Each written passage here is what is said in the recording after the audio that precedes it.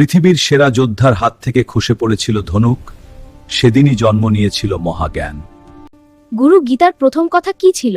গীতার শুরু কোনো জ্ঞান দিয়ে নয়, শুরু হয়েছিল একজন যোদ্ধার কান্না দিয়ে। কুরুক্ষেত্র, 18 দিনের মহাযুদ্ধের প্রথম সকাল, দুই পক্ষ মুখোমুখি।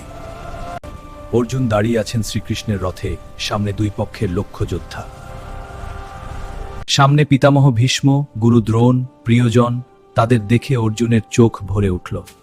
গান্ডীব খসে পড়ল হাত থাকে, পৃথিবীর সেরা যোদ্ধা হাঁটু গেড়ে বসে পড়লেন। পৃথিবীর সেরা যোদ্ধা কেন কাঁদলেন? অর্জুনের কান্না দুর্বলতা ছিল না, সেই প্রশ্নই ডেকে এনেছিল মহাজ্ঞান। যে মানুষ প্রশ্ন করে না সে কখনো জ্ঞান পায় না, তাই প্রশ্ন করতে হবে। অর্জুন দুর্বলতায় নয়, ভেঙে পড়েছিলেন মানবিকতায়। অর্জুনের প্রশ্নই ডেকে এনেছিল গীতার জ্ঞান। আচ্ছা গুরুদেব, আমার একটি প্রশ্ন। আমরাও তো প্রতিদিন এভাবেই ভেঙে পড়ি, তাই না? আজকের জীবনেও আমরা সবাই কোনো না কোনো কুরুক্ষেত্রে দাঁড়িয়ে আছি।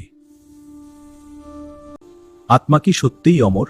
পরের পর্বে জানবে কৃষ্ণ অর্জুনকে কি বলেছিলেন আত্মার অমরত্ব নিয়ে। গীতামৃত সিরিজের সাথে থাকতে লাইক, কমেন্ট ও শেয়ার করুন, বন্ধুদের ট্যাগ করুন। জয় শ্রীকৃষ্ণ, রাধে রাধে। পরবর্তী পর্বে আবার দেখা হবে।